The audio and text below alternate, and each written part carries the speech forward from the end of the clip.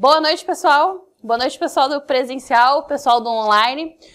Sejam muito bem-vindos, então, ao curso do MPU. Hoje nós vamos trabalhar com a parte de ética no serviço público. Então, vocês têm ali no edital de vocês ética e moral, ética e valores, tudo isso a gente vai ver, mais o decreto 1171, que vai aparecer ali o código de ética, e vocês têm mais uma portaria que vai falar a respeito da ética dentro do Ministério Público, tá? Então, a ideia é que nós tenhamos 3 aulas, em cada uma dessas aulas a gente vai ver esses tópicos. O primeiro tópico de hoje vai ser essa parte mais teórica, que a gente vai aprender o que efetivamente é ética, o que é moral e a diferença delas, porque são coisas distintas. Na próxima aula, talvez hoje a gente já dê uma começadinha ali nele, no decreto, e por último a gente vai ver efetivamente a parte do MPU, certo? Bom, quando a gente fala em ética, parece uma coisa meio estranha, porque é algo que a gente não consegue mais perceber, pelo menos no Brasil do jeito que está, na conduta dos nossos servidores públicos. Então, a primeira coisa que nos traz à mente é o que é servidor público. O próprio nome já está falando, a composição de 2 palavras, servidor, servir, o público. E é uma coisa que a gente tem visto bastante também, a inversão desses valores, onde as pessoas que são pagas, né, diretamente por nós ou indiretamente, são pagas para fazer o seu serviço. Nessa inversão de valores, as pessoas elas têm tirado proveito próprio, seja ele econômico ou pessoal. Troca de favores. Isso tudo a gente vai ver que existe um código de ética, então a ideia é codificar isso com vistas a unificar esse pensamento para que nós saibamos como devemos proceder, tá? Então a primeira coisa que a gente vai ver aqui é a diferença de ética e moral. Ética e moral são coisas distintas, tá? Então aí vocês têm tudo no material, aqui eu coloquei de forma bem resumida, tá? A ética estuda os valores que orientam o comportamento do ser humano em sociedade. É a ciência do comportamento adequado do homem em sociedade. Bom, daqui a gente já tira 2 informações bastante importantes, tá? A gente vê que a ética é estudo e que a ética é ciência. A ética é estudo e a ética é ciência. Por que eu estou enfatizando isso? Porque quando a gente vai ver o que é moral, moral é costume, é tabu. É aquilo que nasce dentro de uma sociedade. O que a gente pode perceber aqui? A moral, ela te leva a ser pura e simplesmente pelo local onde tu estás inserido na sociedade. Então, a depender de onde tu vive, tu vai ter aqueles costumes, tu vai ter aqueles tabus. Então, a gente vê, por exemplo, ampliando o nosso pensamento, que existem países que têm os seus tabus, que a gente tem essa ideia de que mulheres têm que andar cobertas, relação sexual só pode ser depois do casamento e coisas do gênero. Isso são costumes de determinadas castas da sociedade. Quando a gente fala em ética, como a ética é estudo, a ética é ciência, ela vem com a ideia de universalizar aquilo que nós podemos considerar como sendo o correto, certo? Aí, vocês têm no material de vocês quais são as diferenças que nós temos entre essas 2 palavras, tá? Ética, que é do grego, modo de ser, caráter, e a moral, que é do latim, que vem de hábitos ou costumes. Essa tabelinha aqui que eu fiz para vocês, tudo isso aqui que está em grau de comparativo já apareceu nas provas, tá bom?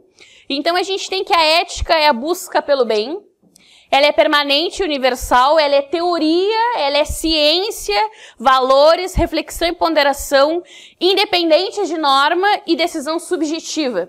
Enquanto a moral, a origem é na palavra costume, ela é temporária, ela é prática, o costume consolidado por uma sociedade é ordem e norma, ainda que não seja uma lei, e a ação, sujeita pratica o ato sem refletir. Bom, dito isso, vamos analisar então esses 2 conceitos que temos.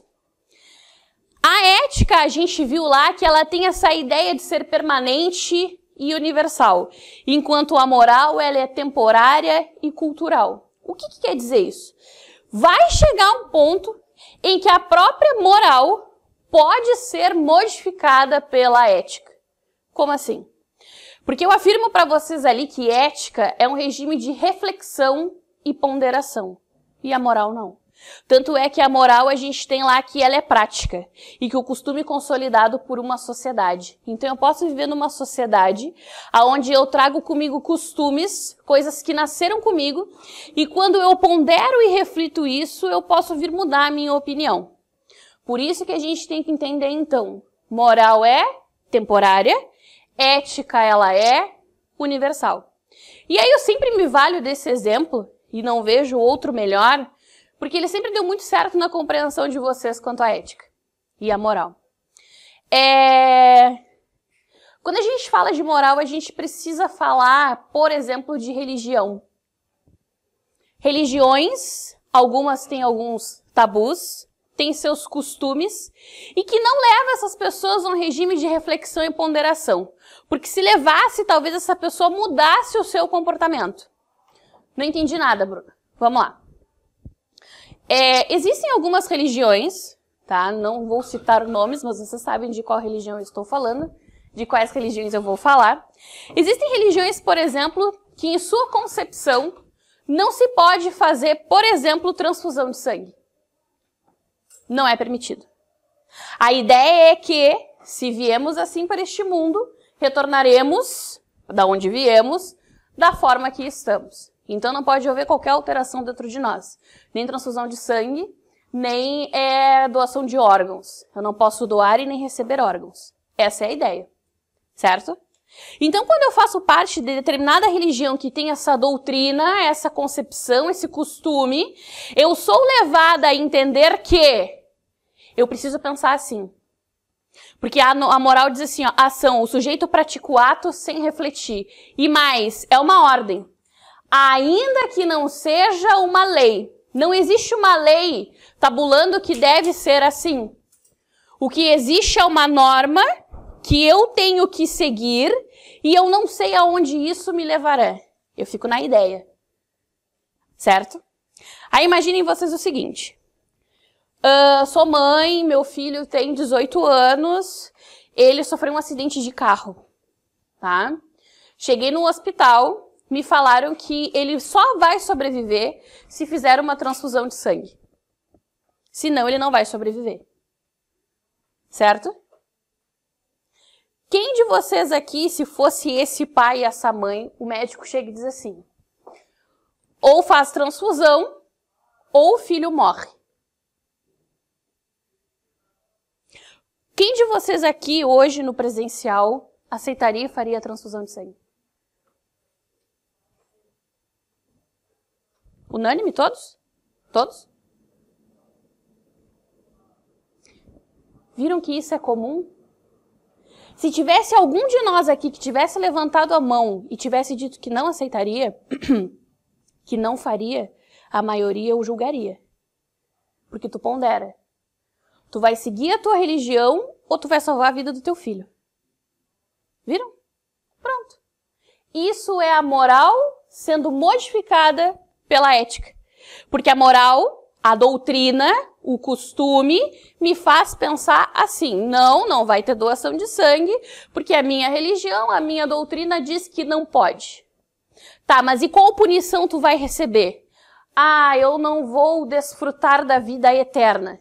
Mas isso é uma certeza? Isso é uma garantia? Existe uma garantia, uma experiência real, algo verídico de que existe a vida eterna? Alguém voltou de lá para contar, para dizer como é que foi? E afirmar categoricamente, cientificamente que isso existe? A ética faz a gente fazer isso. A gente ponderar. Então eu uso da reflexão e da ponderação e eu raciocino que é melhor eu salvar a vida do meu filho do que ficar presa a normas que podem mudar. Certo? Se vocês entenderem esse exemplo, vocês já entenderam a maior parte da matéria aqui, diferenças de moral e de ética. Certo? Sempre que me levar a ponderar e a refletir, eu tenho ética.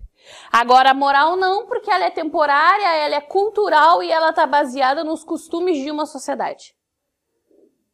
Certo? Dito isso, o que a gente tem no serviço público, por exemplo? Nós temos um código de moral ou um código de ética? Ética. Por quê? Eu não disse que a moral é cultura? E obrigatoriamente todos nós seremos advindos da mesma cultura? De repente o que é certo para mim não é certo para vocês e vice-versa, mas isso é questão de moral. Só que no momento que vocês vão entrar no serviço público, que vocês serão servidores públicos, independente de costumes, de hábitos, vocês serão servidores. E aí vem a universalização da ética, que é permanente, universal e ela é teórica, porque ele é estudo de valores, de comportamento. Vem a ética e faz o seguinte, não, nós vamos ter um estatuto de ética e nós vamos normatizar isso. O que é isso? Vai virar norma. Por que vai virar norma? Porque a gente vai ver que a gente vai ter mecanismos de coerção. Se eu não cumprir, vou ser punida. Tá, e na moral não tem? Não temos mecanismos de coerção na moral? Se eu sou seguidora de uma religião, por exemplo, religião é sempre mais fácil porque a gente não consegue visualizar tanto grupos, tá? Então a melhor forma da gente formar castas é a gente enxergar por religião. Se eu sou seguidora de uma determinada religião e eu começo a me desvirtuar dos preceitos desta religião, eu começo a ter comportamentos diferentes do que a religião determina que eu siga. Qual é a minha coerção? Exclusão. Eu vou ser excluída do grupo. Eu já não vou mais conseguir fazer parte daquele grupo. Porque agora eu já não sigo mais o que eu tinha que seguir. Agora, por que a ética e por que nós temos estatuto de ética, código de ética, desculpa? Porque ela é universal. Porque ela vai trazer um entendimento basicamente unânime. Se tu aceita a doação de sangue, se tu não aceita a doação de sangue, mas vocês vão perceber que no momento que estiverem dentro do serviço público, ambas vão ter a compreensão de que eu preciso ser ético. E aí quando eu digo assim, eu preciso ser ético, o que eu tô querendo dizer? Que eu preciso ser probo, que eu preciso ser reto, que eu preciso ser leal, que eu preciso agir com dignidade, com eficiência, com decoro. Porque vocês já imaginaram assim no código de ética, tá lá? É permitido que todo o servidor público, além de sonegar os seus impostos, retire percentagens das contribuições dos administrados. Concordam comigo que isso seria um artigo do Código de Ética? Seria? Seria? Por isso que quando a gente lê o Código de Ética, ele parece prolixo, né? Porque ele começa assim, tem que ter decoro, tem que ser leal, tem que ser digno. E aí todo mundo fica com aquela pergunta também, quem é que não sabe disso? Porque a ética é universal. Porque isso é o entendimento padrão do homem médio. Todo mundo acha que o servidor público precisa ser reto. Precisa ser probo. Que um contrário de improbo é improbo. E nós temos inclusive um crime, o crime de improbidade administrativa. Não é isso? E é simples assim. Essa é a nossa grande diferença. E aí vocês precisam entender essa diferença para o resto que virá agora até o final da noite. Certo? Ponderei, refleti, ética. Certo? Depois o que nós temos lá é o contexto histórico, tá? No material de vocês, vocês têm tudo delimitadinho. Aqui tá bem resumido só pra gente conseguir abordar alguns tópicos, tá? Então nós vamos ter o nascimento lá, que é na filosofia grega, romana e no cristianismo. No renascimento a gente teve os elementos da ética. Então nós temos moral igual a bem e direito igual a justo. Todo o bem será justo e tudo que é justo é bom? A gente pode afirmar isso? Positivismo. O valor do justo é extrajurídico. Por que é extrajurídico? Porque não está no campo da normatização jurídica. Ele é mais. O justo é mais. O justo transcende valores jurídicos. Eu não posso valorar isso, por exemplo, com o valor pecuniário. Por isso que ele é extrajurídico. Pós-Segunda Guerra Mundial, o surgimento dos direitos humanos. Tá. E o que tem a ver ética, moral e direitos humanos? O que tem a ver? Vamos viajar na maionese aqui. Eu posso ter determinadas seitas, por exemplo, e a gente já viu que isso acontece no Brasil. A gente pode ter determinadas seitas em que enxerga alguns indivíduos como sendo pagãos e que esses pagãos merecem morrer. E aqui incluímos criancinhas. Certo? Moral, não é? Sim, né? Moral. Porque é o meu costume. Porque vem aquilo ali da criação de um sistema dessa casta que acredita que isto é correto. Certo? E que se não fizer, pode ter algum tipo de coerção, ainda que de cunho sobrenatural. Certo? Agora, para aqueles que não são seguidores, a gente vai ver a aplicação da ética, porque a gente vai ponderar. O que é melhor? O que é o bom? O que é o bem? Porque a ética é essa busca. Valorizar a vida ou, dependendo do meu prisma, da minha concepção, retirá-la. Certo? Pode ter, por exemplo, imagine vocês que a gente está falando de uma seita, tá? E essa seita faz sacrifícios humanos de criancinhas. E de repente a gente descobriu essa seita porque um dos seus membros se rebelou. E começou a pensar, cara, isso que a gente está fazendo é errado. Por que a gente vai matar as criancinhas que não tem nada a ver? Qual foi a diferença aqui?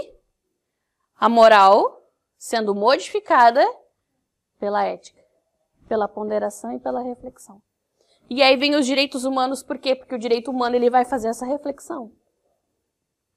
O que são os direitos humanos? São aqueles princípios fundamentais que nós temos na Constituição Estadual, mas que têm validade no campo internacional. Tanto é que quando a gente vai estudar esses mecanismos internacionais, a gente começa a ler e a gente fica assim, tá, mas isso aqui está na Constituição? Tá, mas isso aqui está na Constituição? Tá, mas isso aqui está na... Sim, é exatamente isso. São os princípios fundamentais que têm esse valor no campo internacional. Por isso que é a mesma coisa. Tá? Elementos. Vamos lá. Diferença de direito e de moral. Exterioridade, o comportamento exterior, e a moral é o comportamento interior. Por que quando eu falo de exterioridade eu digo que o direito é exterior e o comportamento moral é interior? Porque o direito me dá sanção. Eu ter vontade de matar a Marcele é igual a eu matar a Marcele? Se eu matar a Marcele, eu vou sofrer alguma sanção? E se eu pensar em matar a Marcele, eu vou sofrer alguma sanção?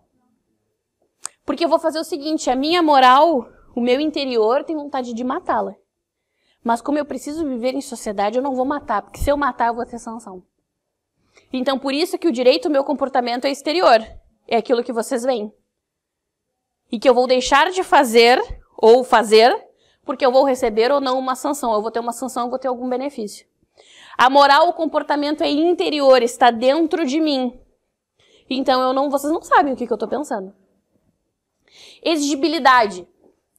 Exige uma obrigação, o direito, enquanto a moral agir conforme não garante contrapartida. O que é isso? O que seria essa exigibilidade? Quando a gente olha lá, direito exige a obrigação, eu tenho que pagar impostos, não tenho? Então é uma exigência.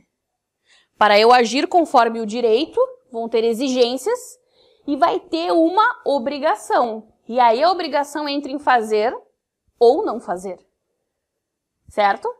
Eu vou fazer, eu vou pagar meus impostos para que eu não tenha uma execução fiscal e eu não corra risco do perdimento dos meus bens. Eu não vou matar a Marcele porque eu não quero ser presa. Marcele, eu te amo, tá? É só exemplos assim, tá? Ok? Em seguida eu vou matar o Ariel, tá bom? Prepare-se, tá bom, Ariel? Aí a moral diz assim, agir conforme não garante contrapartida. Vamos voltar ao exemplo da religião lá. Eu sou seguidora de determinada religião porque eu acredito que se eu seguir, vou alcançar a vida eterna. Agir conforme não garante contrapartida. Tá, e enquanto eu não alcanço a vida eterna, aqui, se eu não tiver nada, eu vou seguir. Porque não exige uma contrapartida. Eu ser seguidora de uma religião não significa que eu vou ganhar algo com isso. Ou que tu vai pro céu. Certo? Coação. No direito, isso eu já tinha falado com vocês, as sanções serão estatais, ou seja, a gente vai ter pena, a gente vai ter censura, que é o que a gente vai ver em seguida. Na moral, a sanção é social. E qual é a maior sanção social? A exclusão. Quer ver uma coisa? Adianta eu ter uma lei dizendo, por exemplo, que eu tenho que aceitar a todos, que eu preciso incluir os negros, certo? Tem lei para isso, eu tenho cotas e etc. E por que se luta tanto por essa bandeira? Porque eu tenho sanções estatais. As pessoas deixam de fazer porque o direito ele é exterior, mas a minha moral ela é interior. E o que é a sanção lá? Ela é social. Então eu posso excluir alguém e não necessariamente ter uma sanção estatal. Porque eu simplesmente viro as costas para a legislação. Porque todo mundo faz. Então eu vou fazer também. Porque se as outras pessoas não são punidas, por que eu vou ser punido? Então eu vou fazer também. Agora, quando começar a prender gente, aí vai parar de fazer.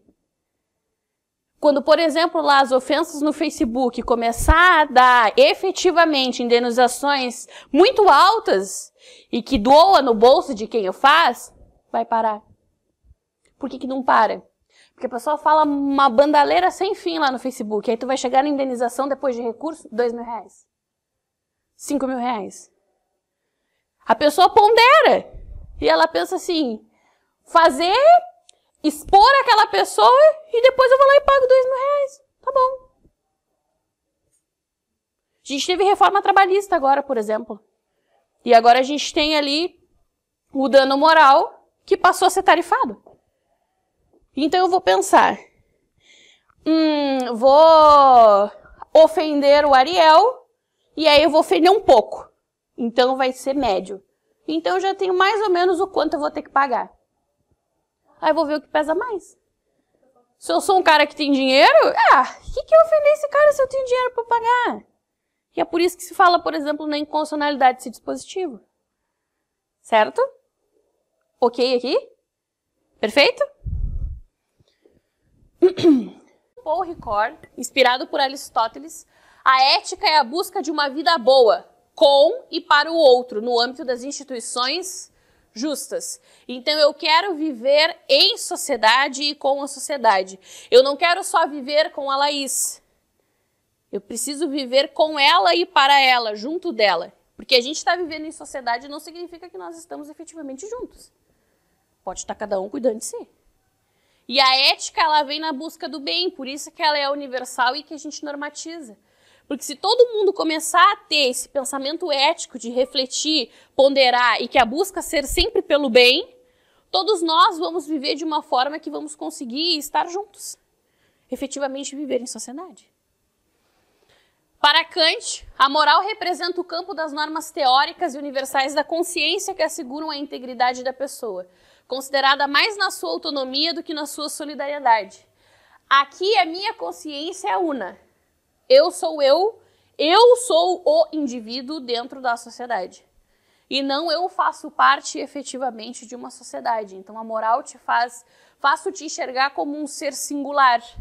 E a ética te faz te enxergar como um ser plural, que precisa a convivência junto com outros. Certo? Depois nós temos ali, isso é uma parte que é uma das exigências do edital de vocês, que é a parte de ética, princípios e valores. Então a gente já viu que a ética, ela busca sintetizar esses valores. A ética é construída por uma sociedade com base nos valores históricos e culturais, ou seja, antecede qualquer lei ou código. Do ponto de vista da filosofia, a ética é a parte dela que estuda os fundamentos da moral e os princípios ideais da conduta humana. Isso aqui já caiu em prova exatamente assim, tá? E aí leva à confusão. Ética é a parte da filosofia que estuda os fundamentos da moral. Porque a moral é costume. E se o costume muda, se a história muda, a moral muda. Não é isso? E aí vem a ética para concatenar tudo isso, certo? Por isso que a gente vai afirmar, então, que sim, a ética estuda os fundamentos da moral. Aonde surge a moral, da onde vem a moral e o que faz a moral ser a moral ao ponto que pode ser modificada no regime de ponderação e reflexão que é a própria ética. Ética é um conjunto de valores aos quais correspondem princípios e virtudes, e na filosofia do direito, a área que estuda a ética é chamada de teoria dos valores. O que é teoria dos valores? O que seria isso? Por que eu posso afirmar que a ética é um conjunto de valores? Que valores são esses? Valores monetários, pecuniários? Se a ética vem nessa ideia de nos integrar quanto sociedade, porque ela é universal, esses valores são aqueles que a concepção do que é bom, do que é certo, vai condizer. E aí, para fechar o raciocínio, eu vou repetir o que eu falei para vocês. O código de ética, ele vai falar, por exemplo, e a gente já vai ver isso na sequência, que a busca é sempre pelo bem comum. Eu estou falando da ética dentro do serviço público, ok, mas eu ainda estou falando de ética. E se eu afirmo que a ética é o bem comum, eu ser um ser ético significa que eu quero viver em sociedade, eu estou me tornando apta para isso. Porque a moral ela vai ter esse cunho de, entre aspas, isso, tá? De exclusão. Porque se a moral pode ser diferente, se a minha moral é diferente da Laís, a gente não vai conseguir conviver. E aí o que vai importar muito? Como é que a gente exterioriza isso? Porque a gente pode sofrer sanção por isso. Ok? Eu posso ser uma pessoa, a minha moral diz que eu tenho que ser preconceituosa com todas as pessoas, tá? Tudo aquilo que for diferente de mim, que é o que eu acredito ser ideal, eu vou ser contrária a isso, certo? E a Laís pensa que não, que todos somos iguais perante a lei, que todos somos seres de direitos e deveres, e que, portanto, ela vai tratar todo mundo igual. Nossas morais são diferentes. Mas aí nós somos servidoras públicas, obrigatoriamente vinculadas a um código de ética. Então, aquilo que é universal diz que temos que tratar todos com urbanidade. Então, ainda que o meu eu, que o meu interior não seja assim, na hora de eu exteriorizar isso, eu vou tratar todo mundo bem, com urbanidade, com cordialidade. Certo? E aí lá no meu mundinho, na minha casta, no meu grupo, eu vou poder ser quem efetivamente eu sou. Olá. Cuidado do bumbum. Ops. Certo? Ok aqui? Essa nossa parte aqui é bem teórica mesmo, tá? Os princípios apenas apresentam um norte finalístico e informam onde se pretende chegar, mas não como se chegar lá. No âmbito da ética no serviço público, então a gente vai ter lá os princípios basilares, aqueles constitucionais explícitos, artigo 37 da Constituição Federal de 88, que vão nos direcionar, vão nos orientar. Quando eu digo assim, como é que é o nome mesmo? Annelise, Anne, íntimas, tá? Quando eu digo assim, Anne, a Anne é uma mulher de princípios. O que eu tô querendo dizer com isso? E aí eu digo assim, o Ariel é um homem de princípios também. Em que momento a gente consegue visualizar, vocês aí conseguem visualizar, que eu estou dizendo que ambos têm uma conduta aceitável? Por quê? Porque é o comum, porque é o que se espera, porque é o natural, porque é o universal. Quando eu digo que a Anne tem princípios e que a Ariel tem princípios, é como se eu estivesse dizendo para vocês que eles são pessoas leais, que eles são pessoas justas, que eles são pessoas probas, que são pessoas que tratam as outras pessoas com respeito. Porque é isso que eu espero. Isso é o que a gente espera de todo mundo, é isso que se espera das pessoas que convivem em sociedade. E é por isso que o Código de Ética vai nos dizer isso. Certo? Vai dizer lá que causa dano moral no administrado se eu deixar ele na fila. Filas longas, procrastinando atendimento. Não, eu não vou atender agora essa fila com 10 pessoas, porque está na hora de eu tomar o meu cafezinho. Ou não vou responder agora porque eu estou aqui no WhatsApp trocando uma ideia com meu namorado. No momento que eu entendo que, assim como aquelas pessoas querem ser atendidas, se eu estivesse lá ia querer ser atendida também, e que eu tenho que dar o atendimento que eu gostaria de receber, eu não vou ficar procrastinando, eu vou lá atender essas pessoas de uma vez. Por isso que vai falar lá que causa dano moral. E aí eu sempre falo isso. A gente vulgarizou, a gente prostituiu o dano moral. Porque todo mundo acha que dano moral, tu fala em dano moral, a pessoa já parece um cifrão nos olhos. Porque a indenização de cunho pecuniário, com previsão constitucional, ela é legal. É uma sanção que às vezes ela é mais poderosa do que, por exemplo, uma prisão. De repente é. Meu pai sempre disse, né, que o órgão mais sensível do homem é o bolso. E é. E por vezes é. Mas quando eu falo de dano moral, e é isso que eu preciso, por exemplo, lá para o juiz demonstrar que eu sofri para receber a indenização, é algo que afeta a minha dignidade como pessoa humana. E isso é muito sério. Porque a gente fala pessoa humana, né? Uma vez eu estava dando aula de direitos humanos e o colega assim, tá, mas por que é pessoa humana? Se não for pessoa humana, vai ser pessoa o quê? Não é pessoa, né? Né?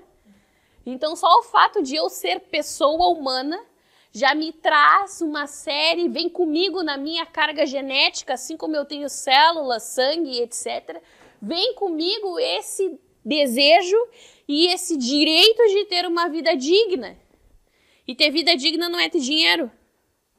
É eu ser tratada como respeito, eu ser enxergada, as pessoas me enxergarem como titular de direito. Isso é dignidade humana. Então, quando eu deixo aquela pessoa lá e não atendo ela, e eu abalo ela a ponto de ela sofrer um dano à sua moral, é isso. Essa pessoa está deixando de ser enxergada, de ser valorizada. E aquela pessoa não está ali perdendo tempo e com certeza ela não está naquela fila porque ela não tem mais nada para fazer. Ela está naquela fila por necessidade. E assim como a gente não gosta de ficar na fila, as outras pessoas também não vão gostar. Então, além de vocês terem que seguir todos aqueles princípios lá do artigo 37, que é o famoso LIMP, vocês ainda vão ter outros, tá? Que é a dignidade, o decoro, o zelo, a eficácia e a consciência dos princípios morais, certo? Então, além daquilo lá, nós vamos ter que ter tudo isso aqui, dignidade, decoro, zelo, eficácia e consciência dos princípios morais. Valores morais são conceitos que adquirimos ao longo da vida com base nos ensinamentos e influências que recebemos. Tais conceitos norteiam nossa forma de ver o mundo e de agir em sociedade, impondo limites ao nosso comportamento, uma vez que muitas vezes tais valores entram em conflito com os nossos desejos. Lembram aquilo que eu falei lá no início da aula? Eu querer matar a Marcele e eu matar a Marcele são coisas diferentes. O matar o Ariel também pode ser. Certo? São coisas diferentes. Por isso que o desejo, a intenção não tem como ser punido. O direito não tem como punir isso. Certo? Eu posso estar aqui com vontade de estrangular o nosso Tainan aqui. Mas enquanto eu não fizer isso e eu não externar isso, porque no momento que eu disse assim, ó, no final da aula eu vou ter que pegar ela na hora da saída. Isso é ameaça? Porque eu externei. Agora, no momento que isso está aqui na minha cabeça, não tem como punir, porque as pessoas não sabem como é que eu estou pensando, o que eu estou pensando. Como é que eu vou estrangular, que horas eu vou estrangular, de que forma, qual duração do estrangulamento. Isso não tem como prever. Tu viu, né? Nosso cameraman aqui tá meio desprestigiado, coitado. Não chora, Tainá. Daqui a pouco o Tainá já fica vermelho também, né, Tainá? Vamos lá, então. Olha lá. Valores morais Conceitos que adquirimos ao longo da vida com base nos ensinamentos e influência que recebemos. Será que a gente pode afirmar categoricamente que todos somos iguais aqui? Que todos pensamos da mesma forma? Por que não? Porque os meus valores morais são de acordo com as experiências que eu vivo, com as pessoas que me influenciaram. Eu não posso afirmar, por exemplo, que um cara que sempre estudou nas melhores escolas, que teve melhor formação, que fala 3 línguas, tem os mesmos valores morais de que uma pessoa que vive na periferia e não teve acesso ao estudo. Eu não posso fazer isso. Porque as influências, o que moldou aquelas pessoas foram coisas totalmente diferentes. Então é muito legal eu dizer assim, ó, o cara não estudou porque não quis. Será? Será que entre estudar e ter que vender droga para sustentar a família, será que essa pessoa não vai pensar? Deixo minha família morrer e vou tentar estudar, morro de fome, ou vou para o tráfico de drogas, vender droga para poder sustentar minha família, porque se não for eu, eles vão morrer de fome.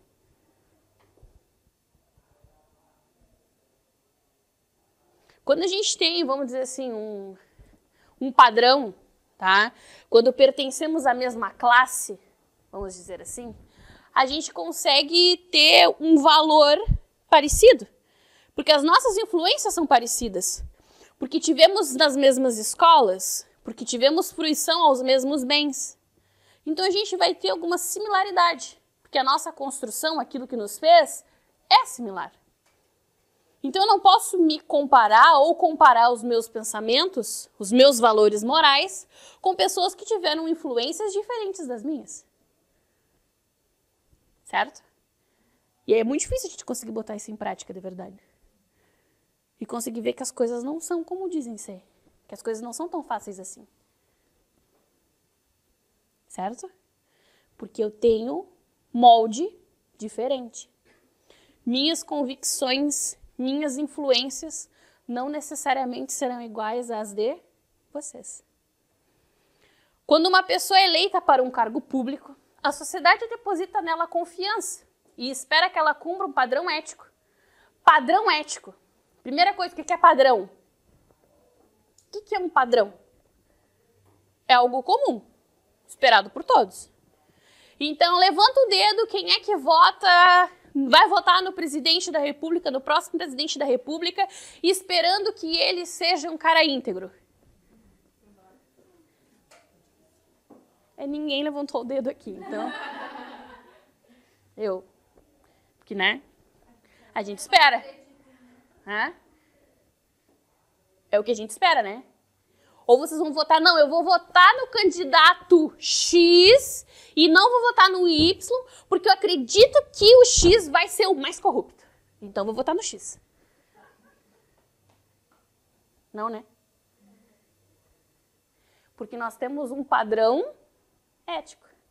E a gente vai votar num cara, ou numa cara, acreditando que essa pessoa vai ser íntegra, vai ser digna, vai ser proba, vai ser leal aos anseios da sociedade. Não é isso? Porque nós temos um padrão. Porque nós temos um padrão. Não é? Ou alguém faz propaganda no horário nobre, porque agora começou essa maravilha. Ou alguém faz campanha no horário nobre dizendo assim, eu prometo que durante o meu mandato eu vou roubar a merenda de todas as escolas públicas desse país. Alguém faz isso? Por quê? Porque o nosso padrão ético imediatamente ia repelir essa pessoa. Não é isso? O nosso padrão ético é muito baixo. Se for pensar nisso aí, que as pessoas, no geral, cobram uma coisa, sabem o que aquele candidato faz, cobram, mas mesmo assim, um acusa o outro e nada se resolve. O colega aqui fez comentários a respeito do nosso padrão, nosso baixo padrão ético, podemos falar, né? É verdade, né? Porque a gente, isso aqui é lindo, mas muito tá no papel. A gente cobra de um, mas defende o outro que faz igual ou pior. Exatamente. Então, o que a gente tem que entender aqui, Né? O que a gente vai buscar? Né? Que a gente fica naquelas, né? Em quem eu vou votar? No menos pior. É basicamente isso mesmo. Porque o padrão, o nível está baixo. Então, com isso, o padrão fica baixo também. Né? Tá embaixo do baixo, né? Tá negativo já. Mas, enfim, o que a gente vai buscar é isso. Por isso que nós, e usei o exemplo e vou usar sempre, por isso que essas publicidades de horário político sempre são coisas positivas. Eu vou fazer mais pela saúde, eu vou fazer mais pela educação. Reformar o museu. Certo? Por isso. Porque nós temos um padrão ético e nós vamos votar naquela pessoa que procura condizer mais com aquilo que a gente busca. Assim, essa pessoa deve estar ao nível dessa confiança, que segundo o colega aqui, não tem ninguém, todos estão abaixo do nível, e exercer a sua função seguindo determinados valores, princípios, ideias e regras. E aí, a gente vê, o colega falou aqui que o preço que eles custam está muito abaixo do nível padrão, né? Só que quando a gente fala em ética, por exemplo, né? A ética, a gente vai estudá-la dentro do serviço público, mas a ética é dia a dia. A ética tem que acontecer sempre. Se eu recebi 10 centavos a mais no meu troco, eu ir lá e devolver.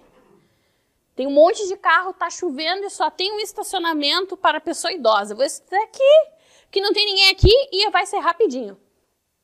Se está dizendo que é para pessoa idosa, é porque também vai ter uma pessoa idosa que precisa dar uma saidinha rapidinho e que está chovendo e que é idosa. E que faz jus àquele local. Então, em todo o tempo, a gente deveria estar se policiando. E percebendo o que é ética. Não vai vir, aí vem. Tratar o semelhante como tu queria ser tratado. Ética e democracia. O exercício da cidadania. Exercer a cidadania não se restringe a participar do processo eleitoral. O cidadão deve exigir o cumprimento da Constituição e, para isso, existem diversas formas de controle popular. Controle popular, controle da população, controle da sociedade. Como o colega falou, o preço que eles custam. Realmente são pagos pelos nossos impostos. Então, o mínimo que essas pessoas precisam fazer é seguir as constituições, seguir as leis, assim como nós temos que seguir também.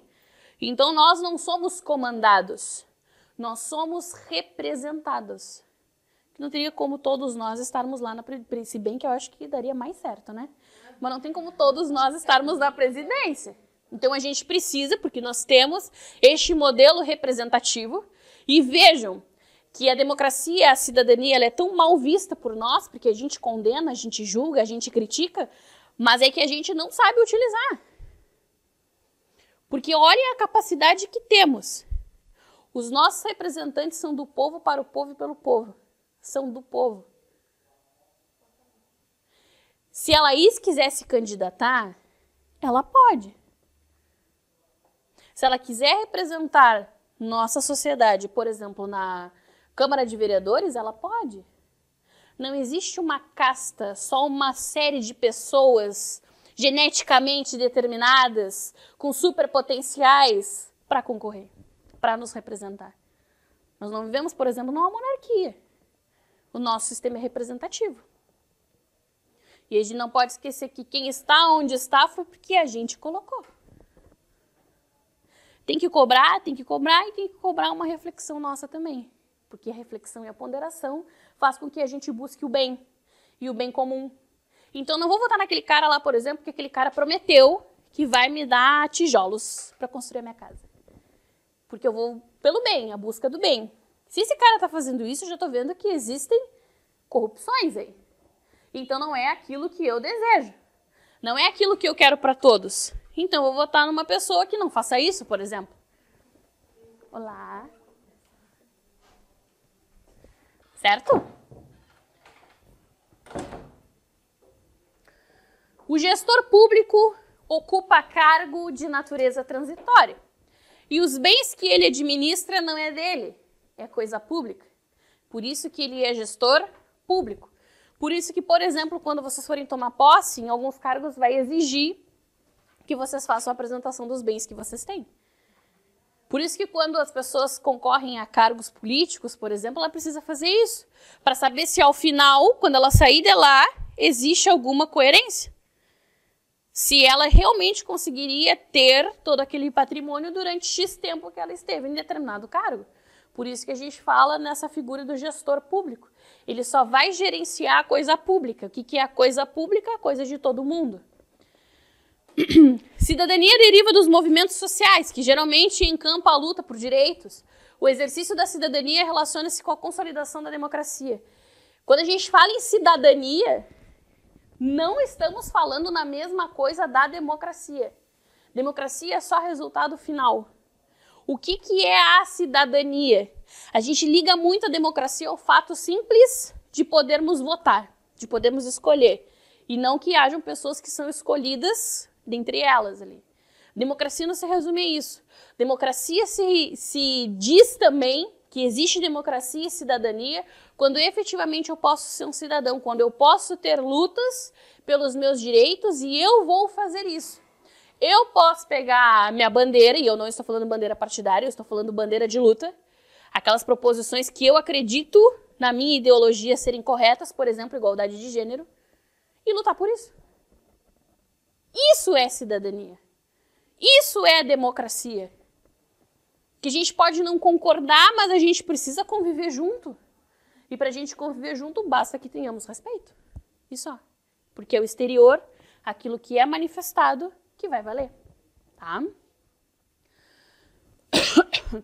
Ética e função pública. A moral administrativa é imposta ao agente público para sua conduta interna, segundo as exigências da instituição a que serve e a finalidade de sua ação. O bem comum, o bem de todos. Então, tudo aquilo que a pessoa for fazer, essa pessoa que trabalha no serviço público, seja o gestor, seja o técnico da Cefaz, seja o técnico do MPU, seja o oficial de justiça, tudo isso, todas as carreiras públicas que tivermos, a busca sempre deverá ser pelo bem comum. E aí tu pode parar pra pensar assim, tá, mas pode ser que a minha atividade não tenha isso. O que é a busca pelo bem comum? O simples fato de tu responder em tempo aquilo que te é exigido, por exemplo, tu pode não fazer atendimento ao público. Tu fica no teu gabinete lá respondendo ofício. Pronto. O que é pensar no bem de todos? Não ficar protelando. Se eu posso responder, eu tenho um prazo de 10 dias, eu posso responder nos primeiros 2 dias, responder nos 2 primeiros dias, porque tem pessoas que estão esperando essa resposta para poderem fazer alguma outra coisa. Isso é bem comum. A ética na administração e a moralidade administrativa não representam, senão, uma das faces da moralidade pública que se sujeita ao controle social, pois a moralidade é encontrada nos julgamentos que as pessoas fazem sobre a conduta e não na própria conduta. A gente vê muitas palavras parecidas, né? Então a gente vê ética, moral, direito e moralidade. E são coisas diferentes. Agora, quando a gente entrar no decreto que vai falar sobre o código de ética, a gente vai ver que vai nos demonstrar o que é moralidade administrativa, que é uma conjunção de duas coisas. Que eu preciso ter uma finalidade. O que eu vou fazer precisa alcançar uma finalidade. Porque senão é perdido aquilo ali. Certo? E aí vem a pergunta, né? O que é ser ético? Como é que eu posso afirmar que alguém é ou não é ético? Ou o que me faz ser ético e eu afirmar que outra pessoa não é?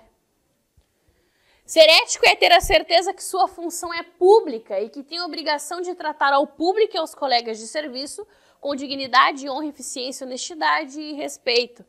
Ser ético é ter o zelo necessário para com o patrimônio público, evitando ao máximo o desperdício e o descaso. Isso aqui que a gente está vendo nada mais é do que a ideia do próprio código de ética, que a gente vai ver na sequência. Quando tu vai lá e tu, por exemplo, vamos pensar aqui, o Ariel passou no concurso, aí ele quis comemorar, ficou muito louco. Aí ele pegou lá o que tu pegou? Vamos ver, o spray. E aí o Ariel foi lá na frente do Ministério Público e colocou assim, passei, pichado. Porque ele queria comemorar, ele queria externar isso. O que o código vai falar? Que isso é descaso. Que isso ele não está considerando que aquele bem, aquele patrimônio é público. É de todos? E aí o código vai dizer mais. Além disso, ele está sequer considerando aquelas pessoas que desempenharam um papel importante em construir aquele prédio. Ao ser ético, o agente público estará automaticamente cumprindo a maioria de nossa legislação administrativa, porque elas se refletem. Ser ético é realizar a sua autoavaliação, procurando corrigir seus vícios, melhorando seu comportamento e aprimoramento nas suas relações interpessoais. Então não é aquela coisa assim, pau que nasce torto, nunca se endireita. E já veio a música do El Chan na cabeça, né? O Tainan ali já estava se rebolhando todo, né? Não é isso, tá? Então algumas pessoas têm essa ideia, a gente vai ver várias questões que vão dizer, inclusive, fulaninha trabalhava no setor público há 20 anos e ela queria fazer daquele jeito, mesmo tendo outros mecanismos que acelerariam aqueles procedimentos. E aí, em respeito à fulaninha que trabalhava há 20 anos, a gente deixou ela agir assim, porque total, ela já trabalha há 20 anos. E a gente vai ver que isso é uma questão que lá na prova do CESP a gente vai responder que está errada. Porque eu tenho que estar em constante autoavaliação e atualização. Eu tenho que estar sempre buscando melhorar o meu atendimento e o meu serviço, porque eu estou trabalhando para todo mundo. Ser ética é uma constante busca de aprimoramento da conduta pessoal e profissional e é respeitar as diferenças e exaltar as boas práticas morais e éticas. E para que serve um código de ética? Um código de ética. Por que eu preciso ter um código de ética? Por que, por exemplo, grandes empresas precisam ter um código de ética? Salvo engano, aqui tem, né? Acho que tem até num banner aqui, né? Numa das paredes, né? Tem lá em cima, código de ética. Por que eu preciso ter um código de ética? Porque senão cada um ia fazer do seu jeito. Não é isso? É exatamente isso. Porque a gente tem um padrão ético. Todo mundo sabe que tem que agir de determinada forma. Quer ver uma coisa? Vocês estão estudando no Tchê, campeão de aprovações na Rainha da Fronteira e região. Ok. O que vocês precisam fazer para estar sentadinhos aqui? Fazer um contrato. Né? O contrato é bilateral. O que o Tchê faz? Oferece aula.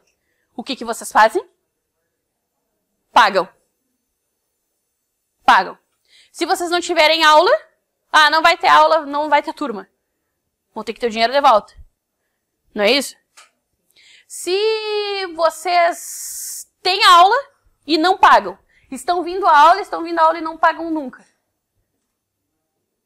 Vou abrir a porta e mandar vocês embora. Não é isso? Porque ele é sinalagmático, ele é bilateral.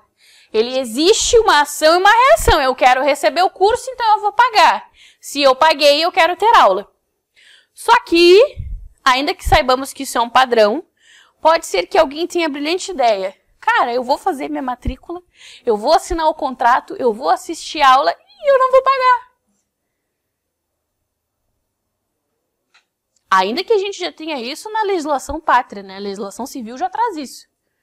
Mas agora vamos trazer esse exemplo para a ética. Isso seria ético? Além de ilegal, mas isso seria ético? Não, né? Óbvio que não.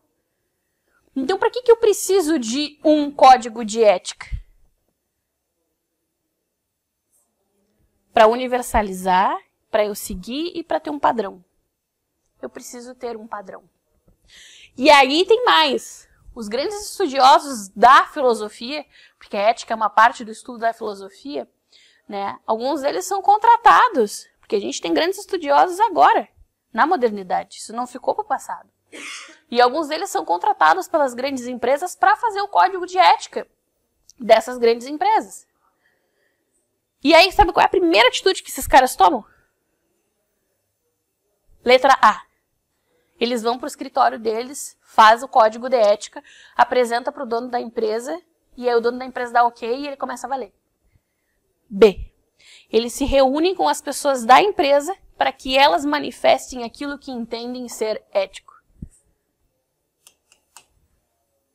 Se eu quero criar um padrão, como é que eu crio um padrão se as pessoas que vão pô-lo em prática não sabem? Então não é padrão. É o que um pensa e quer institucionalizar.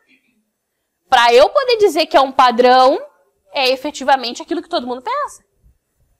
Agora, se eu pego isso para a sociedade, se eu pego isso, por exemplo, para o serviço público, eu sei que é padrão eu querer servidores públicos que sejam probos. Ou alguém que é um servidor público improbo. Ou isso não é um padrão? É um padrão. Certo? Serve como basilador da boa conduta moral, um referencial para a conduta ética. A administração pública está obrigada numa ética de dupla mão de sentido. A ética da administração e a ética na administração. A ética da é a garantia da observância do interesse coletivo. A ética na consubstancia-se na proteção do indivíduo contra a própria administração. Ética da. Então, a administração tem. Aqui, ética na. Dentro da administração, tem que ter ética. E a prova disso é que eu vou proteger o indivíduo contra a própria administração. Porque eu vou enxergar aqui a administração, e isso é óbvio, como sendo superior. Eu não tenho paridade de armas aqui. O administrado é aqui. E a administração está aqui. Então eu preciso, administração, tratar essa pessoa com ética. Ética no setor público. O fundamento que precisa ser compreendido é que os padrões éticos dos servidores advêm de sua própria natureza, ou seja, de caráter público e sua relação com o público. O que é isso? Quando a gente vai ler lá o Código de Ética do Decreto 1171, a primeira parte desse código vai ser as regras deontológicas. O que é regra deontológica? É o meu pessoal. Fala lá, precisa ser compreendido que os padrões éticos dos servidores advêm de sua própria natureza. Ou seja, de caráter público e sua relação com o público. Advém de sua própria natureza. Isso são as regras deontológicas. É aquilo que vai ser intrínseco a mim pelo fato de eu ser um servidor público. Por isso que depois eu vou ter lá os deveres do servidor público, porque aquilo que eu devo fazer. E depois aquilo que eu não devo fazer, que são as vedações. Eu, quanto servidor público, por isso que o início são as regras deontológicas, é a minha própria natureza, consubstanciada na ideia de que eu vou perceber que eu trabalho para o público e trabalho com a coisa pública. A ideia de impessoalidade supõe uma distinção entre aquilo que é público e aquilo que é privado, que gera, portanto, grande conflito entre os interesses privados acima dos interesses públicos. Eu enxergar, então, que a impessoalidade demanda isso. Quer ver um exemplo? Preciso construir um hospital na cidade de Bagé. Certo? Depois de inúmeros estudos de viabilidade, decidimos que vamos construir esse hospital aqui. Certo?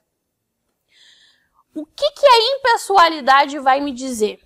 Que se aqui está apto para construção, se o ônus vai ser menor, se existe essa possibilidade, o que eu vou enxergar é que todos os indivíduos dessa sociedade, dessa comunidade, vão ter um hospital. Eu não vou ficar enxergando que eu vou ter que, por exemplo, desapropriar a casa da Laís, que é minha amiga, e que inclusive o nome da minha filha é o mesmo nome dela. Então eu não vou fazer isso com ela. Então deixa assim. Ou então, não, o valor venal da casa da Laís é 50 mil. Mas como ela é brother, para ela eu vou dar 250 mil. Houve impessoalidade aqui? Não. Fui ética? Não, porque ética, isso tudo está dentro da ética. Certo? Essas questões aqui eu não vou fazer com vocês agora, tá? Nós vamos fazer outra coisa. Eu vou mudar o slide aqui. Vamos então agora para o decreto 1171 de 94, que é efetivamente o Código de Ética, tá? Então vamos lá, vocês acompanhem aí. O que acontece aqui? A gente tem o decreto 1171 e em anexo ao decreto nós temos então o código. Por isso que nesse início aqui do artigo 1º ao artigo 3º vai falar efetivamente do decreto, tá? E o anexo dele vai ser então o nosso código. Aqui nós vamos fazer alguns comentários, tá? Ética é uma disciplina para dentro do concurso muito fácil, muito simples, e se nós tivermos efetivamente os nossos padrões éticos, a gente consegue acertar todas. Porque elas são muito fáceis e elas já manifestam a resposta desde logo, tá? Então não tem muita dificuldade. Nós vamos ter que tomar cuidado só com alguns detalhes, tá? Primeira coisa que a gente vai perceber aqui é que isso aqui, esse código, ele vai se aplicar ao Executivo Federal, o estatutário, o seletista, o temporário. Então, nós vamos ver o seguinte, que ainda que a minha prestação de serviço junto ao poder público seja de caráter temporário, vai ser aplicado o Código de Ética. Se eu for um estagiário, vai ser aplicado o Código de Ética. Se o meu serviço for voluntário, 0 remuneração, vai aplicar o Código de Ética, certo? O que nós vamos ter ali de interessante? Vai ser tanto na administração pública federal direta e indireta. E o que a gente vai ter? Uma comissão de ética. O que é essa comissão de ética? Uma comissão de servidores que vai fazer o julgamento do meu comportamento. Vocês têm aí no material de vocês, eu acho que antes do código, vocês têm um vocabulário, tá? Que vai falar o que é ético, o que é antiético, o que é aético. São coisas interessantes de vocês saberem, tá? É por isso que eu coloquei o vocabulário aí, vocês deem uma lidinha depois.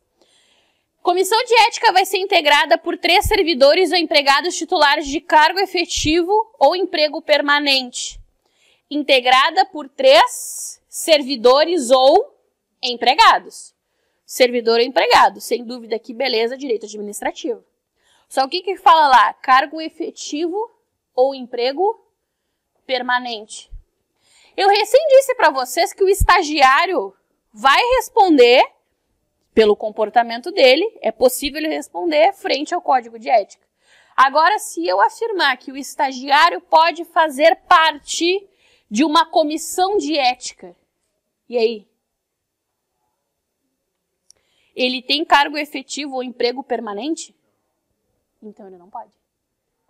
Um servidor, tá? Uma pessoa que está prestando um serviço de caráter temporário, pode fazer parte de uma comissão de ética? Não, porque ele não tem cargo efetivo e nem emprego permanente. Certo? É isso que vai fazer aqui a diferença para nós, tá?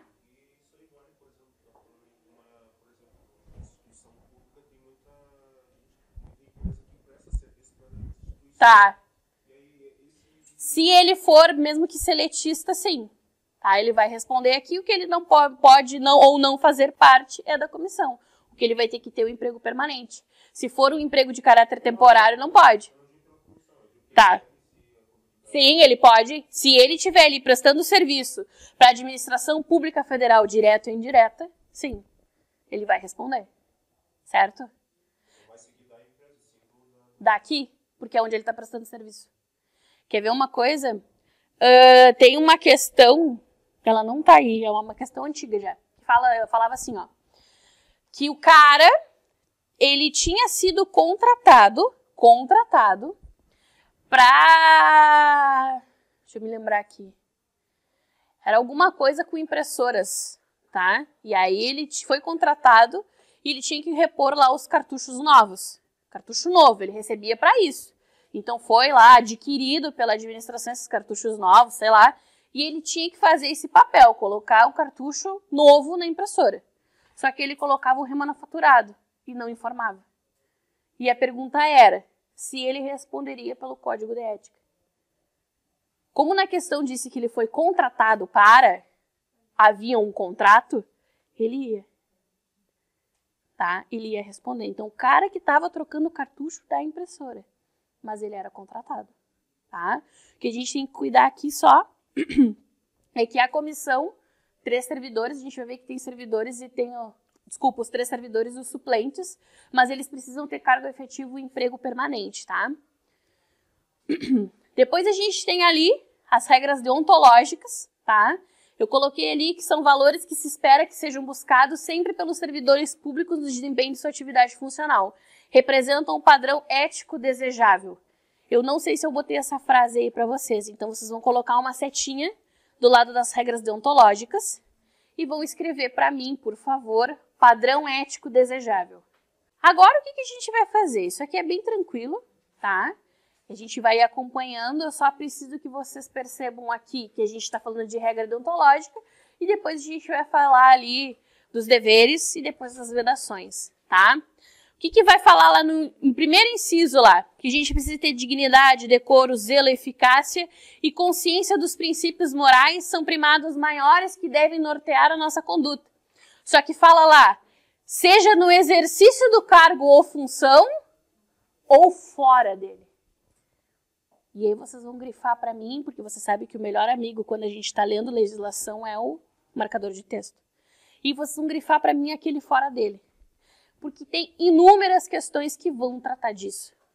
Ou seja, gente, aquela história que a gente tinha, aqui dentro eu sou servidora, mas lá fora eu faço o que eu quiser. Cuidado. Se a gente for olhar isso para acertar na prova, e o que está no código, não. Eu me valer dessas características de decoro, zelo, eficácia, consciência dos princípios morais, deverei levá-los em consideração dentro e fora, no exercício efetivo do meu cargo ou quando não estou exercendo. Tanto é que aqui dentro a gente vai ver que eu não posso me apresentar de forma com embriaguez habitual.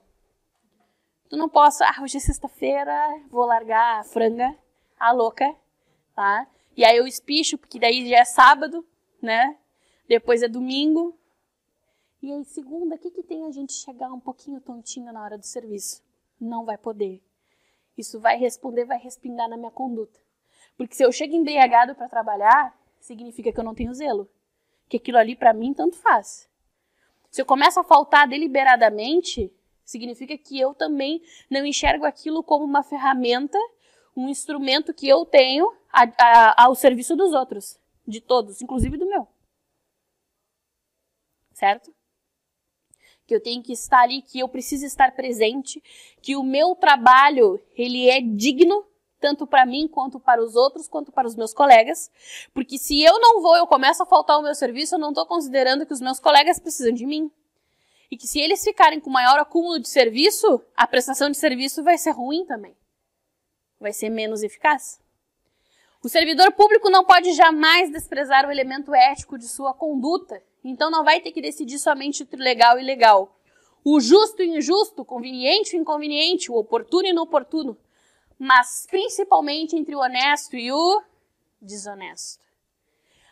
Esse 2 aqui, ele cai ipsis literis nas questões.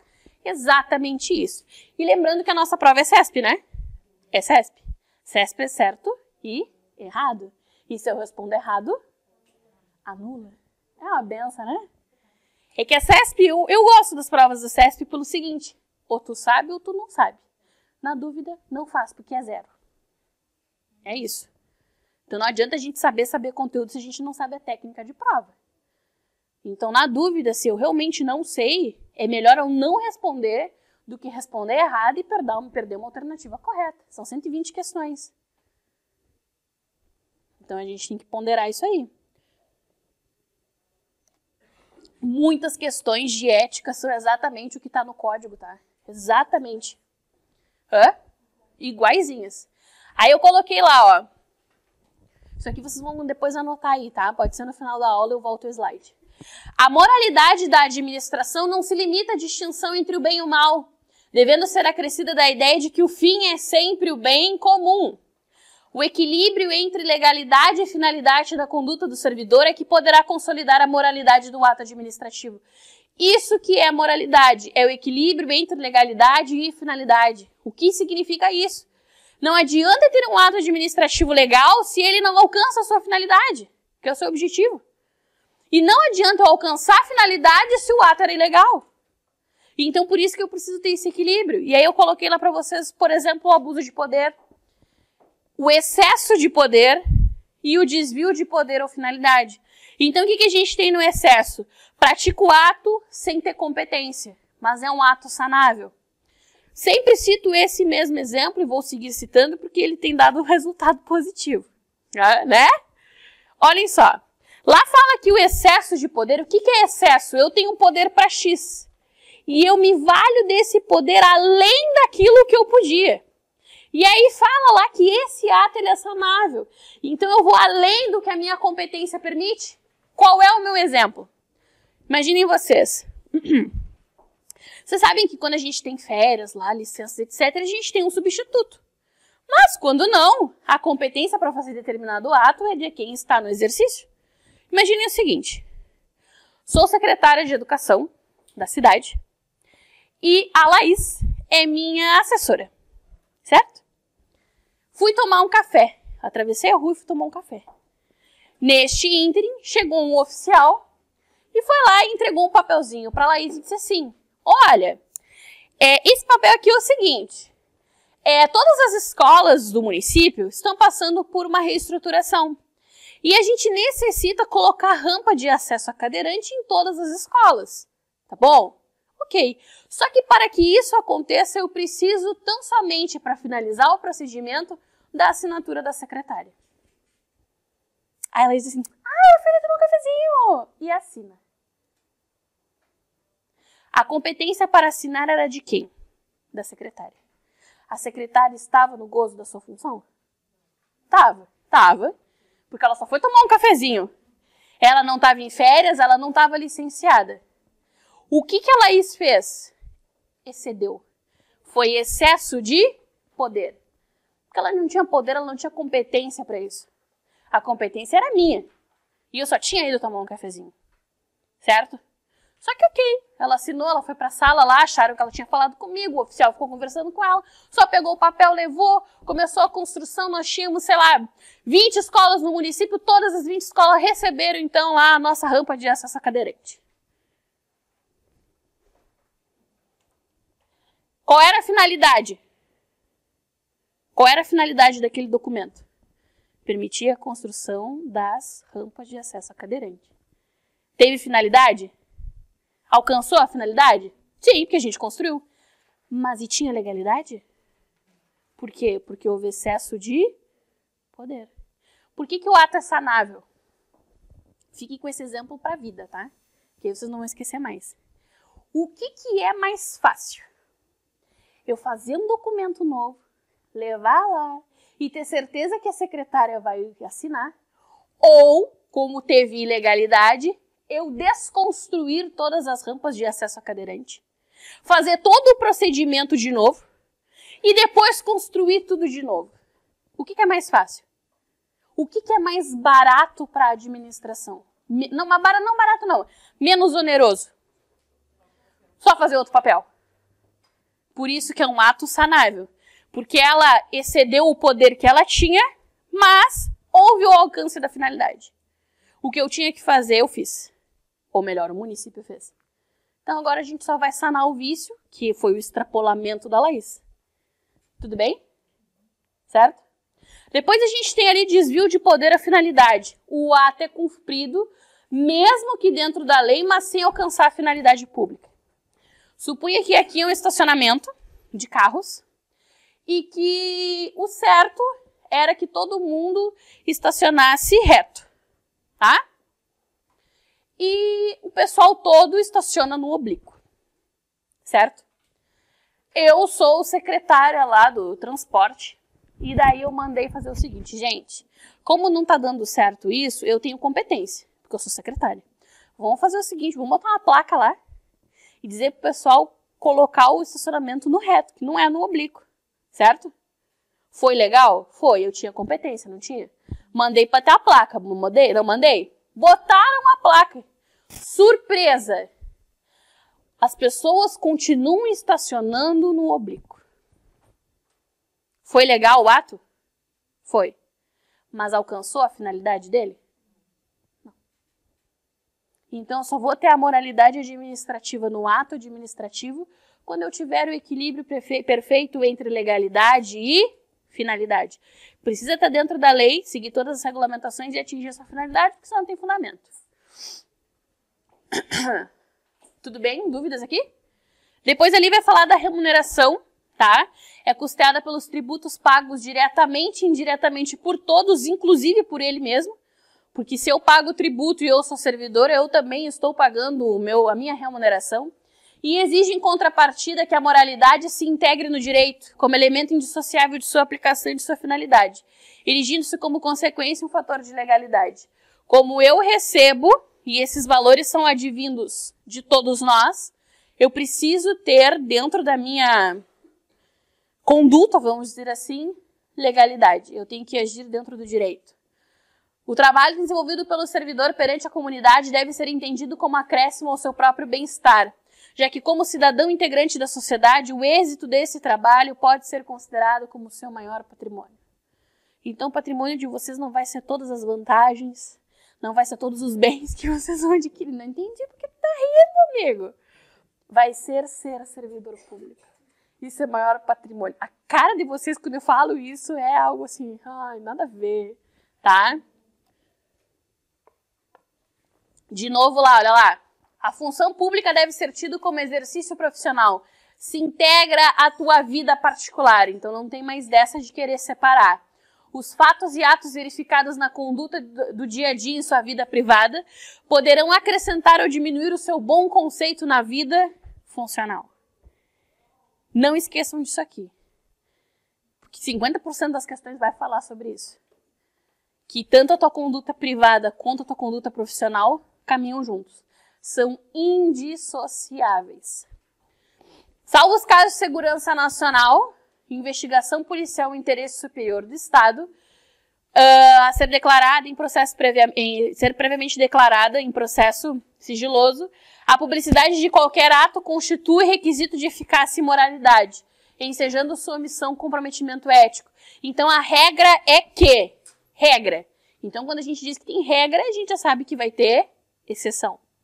A regra é que todos os atos da administração pública sejam públicos. Se eu digo que essa é a regra, contrário senso é porque eu tenho exceção. Então quer dizer que, se não existe, acho que não sei se é para vocês aqui, não sei se está no edital de vocês, a gente tem uma lei, a LAI, que é a Lei de Acesso à Informação. Essa lei é que vai demandar como tratar as informações, se são sigilosas ou se não são. Se não existe um sigilo prévio naquela informação, o teu dever como servidor público é prestá-la, certo? Sob pena de comprometimento ético, pena de responder, tá? Depois a gente tem ali que toda pessoa tem direito de saber a verdade, então o servidor não pode omitir e nem falsear a verdade. Eu tenho que falar. Aí o que é legal aqui, ó? Cadê? Isso aqui já apareceu muito em prova e o pessoal erra, tá? Ainda que contrário aos interesses da própria pessoa ou da administração. Então, eu não posso mentir quanto servidora, mesmo que isso seja contrário do que a pessoa quer ouvir ou da própria administração. E o pessoal erra essa questão aí quando aparece, porque aparece exatamente isso aqui, por acreditar que servidor não vai ser contra a administração. Então, a gente já está encerrando, vamos terminar aqui com o seguinte. Tanto a administração quanto os superiores de vocês não são maior do que o bem comum que vocês se destinam. Então, ainda que seja contrário à administração pública, tu tem que dar informação. Tem rombo na conta pública. Pedir essa informação. Tá, mas isso vai ser ruim para a administração. Tem que falar? Tem que falar. Tanto é que a gente tem um portal da transparência, por exemplo. Se um superior teu age com manifesta negligência, aqui, caiu em prova já, exatamente assim. O meu chefe tá dando em cima da minha colega. Ele tá abusando dela. Seja sexualmente, seja moralmente. Só que ele é meu chefe. Mesmo sendo teu chefe, tu precisa representar contra ele. Sob pena de tu também estar sendo conivente com aquilo ali. Então, ainda que seja teu chefe, tu vai ter que representar. Tu vai ter que dizer o que está acontecendo. Sob pena de depois, lá na frente, quando se descobrir isso, seja dada a tua conivência. Tá? Então, nada é superior ao bem que vocês se destinam, que é o bem comum. Certo? Uma boa noite, então, e até a semana que vem.